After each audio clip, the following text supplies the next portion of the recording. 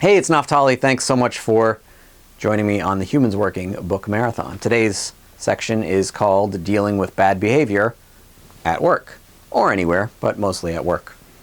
So let's first define it. What would be bad behavior at work, right? Somebody throws a fit, temper tantrum, they scream at an employee, they, hang up on a customer, they don't call back a customer for a week when they were supposed to, they are constantly showing up to work late. I don't know, they're whatever, anything else, right? Two things I want you to understand about bad behavior. First of all, what looks like bad behavior to us is only a reflection of our thinking in the moment, right? Meaning, what looks like bad behavior right now, in 5 minutes, 10 minutes, tomorrow, the next day, a week from now, might not look like bad behavior, right? But the problem is that we are always convinced of our thinking in the moment. We're always convinced that whatever is going through our head at this moment is actually real. So we need to see that that's not true. Second of all, what we need to see about bad behavior is that it's really just a symptom of somebody else's desire to feel better. Right? So we all, whenever we feel crappy, we all, not all the time, but all of us generally have some sort of coping mechanism, right? It might be like drugs, alcohol, food, promiscuity, whatever, that we engage in so that we can feel better. Right? Because, again, if we're under the impression that our feelings come from the outside, well, then we looked outside to fix them. And often, bad behavior is just a way for somebody to feel better, right? So instead of somebody going and grabbing a pint of Ben & Jerry's and eating the whole thing as a way to feel better, maybe they scream a little bit, or they, bang their fists on the table, or they just, can't be bothered to show up, to work till 10 in the morning, or whatever. But really, it's just a, like I said, it's just a way for them to feel better.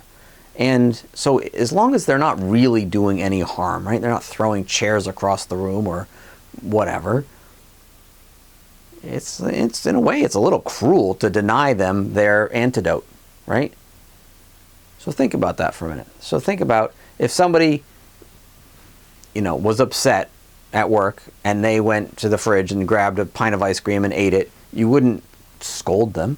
So why, if they, punch the desk or something like that, why would you scold them for that?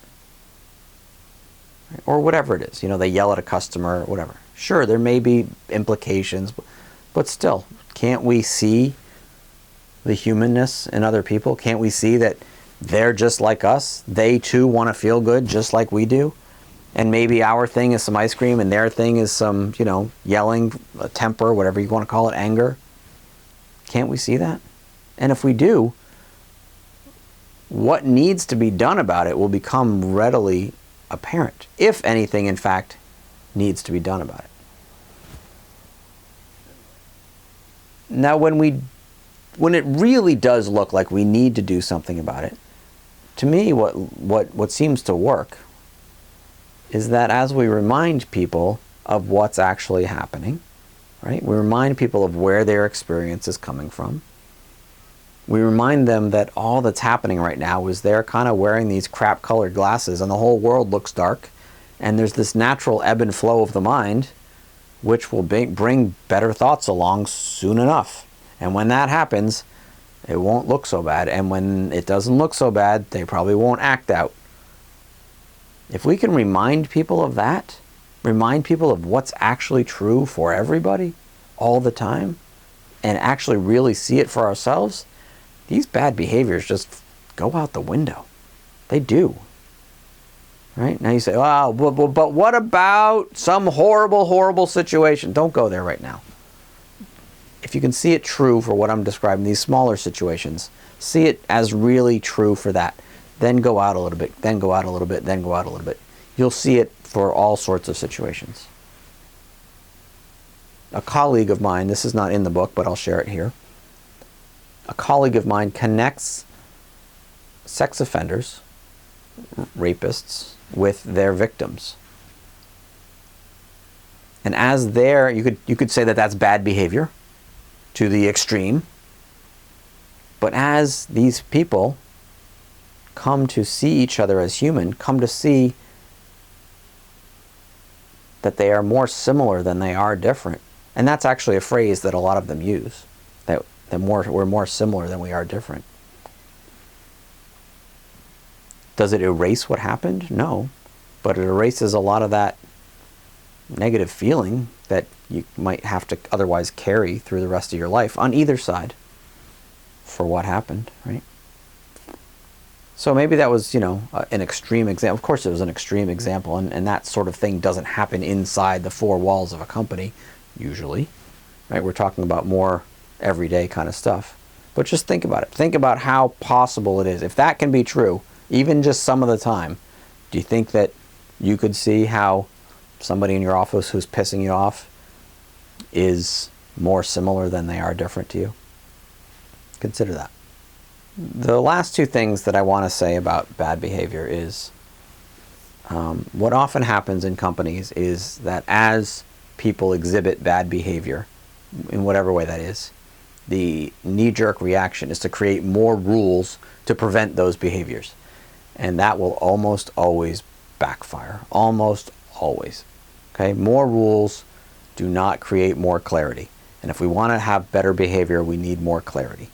We need people to understand what's actually going on. More rules are not going to create better behavior. Punishments are not going to create better behavior. Incentives are not going to create better behavior. What I was talking about in the last video about, inspiration comes from the inside, better behavior comes from the inside, okay? All the time. Similarly, zero tolerance or any sort of those kind of rules, they don't make things better, and they certainly don't lead to a more tolerant workplace or world. If we want a more tolerant world, we have to be more tolerant, okay? And that doesn't just mean be more tolerant of people who are a different color or have different beliefs. No, we need to be more tolerant in general. And part of that means understanding that sometimes people are just in a really rough shape and the world looks really black to them. And the only way to get out of that blackness is to maybe exhibit some bad behavior, right? We need tolerance. We just have to have it. So with that, I will leave you and we'll see you on the next one. Cheers.